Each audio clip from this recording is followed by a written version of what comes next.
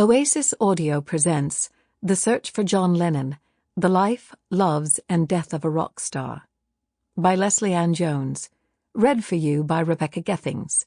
Introduction read by the author. Hello, I'm Lesley-Ann Jones, the author of the book you're about to listen to. In the year of the 40th anniversary of John Lennon's death, and of what would have been his 80th birthday, unbelievable really, I decided to take a walk back through his life and reconsider the John we think we know. This was a labour of love for me. It has left me with the impression that the world barely knew him at all, and that perhaps we had seen only the beginnings of his immense creativity and musicality. This is our tragedy as much as his. When you live, sleep, and breathe in the company of a global figure for a year or more, which is what writing a book about someone like John entails, retreading their own footsteps, visiting the locations of their life, talking to people who actually knew them, you get to see a different side. There were reasons why John Lennon became the man he was. I'd like to share them with you. So I'll be reading you the opening chapter, and will then hand you over to our brilliant narrator, who will then accompany you on this journey to John. I hope you enjoy listening. Echoes. The rhythms of mind and memory are like tides. They change shape constantly. Even those who were there, who knew and experienced John Lennon firsthand, can be inclined to forget things. Some rewrite history to stop all the gaps, for which they might be forgiven. 40 years is a lifetime. It was to John, yet he hardly seems distant. In 2020, a milestone year, the 40th anniversary of his murder, the official 50th of the Beatles' demise, the 60th of the band in Hamburg, and when John would have turned 80 years old, it feels like time to reconsider and to retrace him. If you were under 50, you hadn't been born when the Beatles broke up. If you were younger than 40, you weren't alive when John died.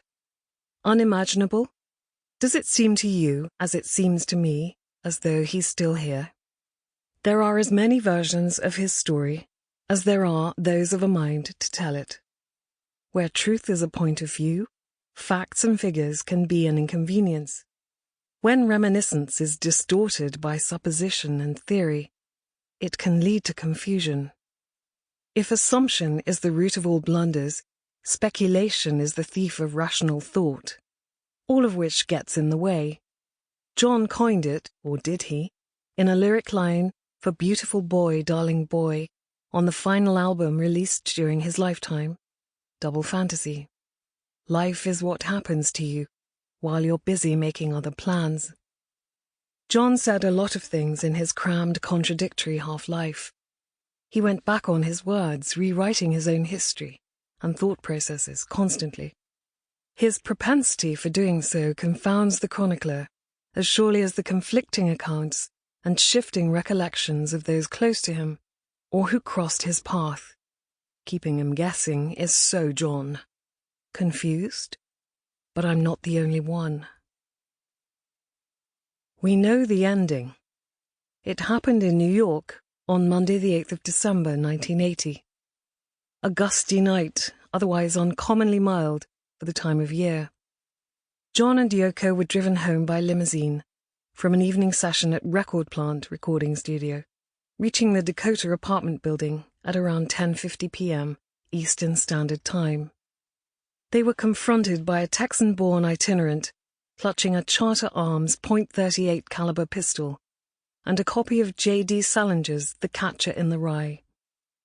The 25-year-old, Mark Chapman, had been waiting for them and calmly fired 5 bullets at John. 4 hit him.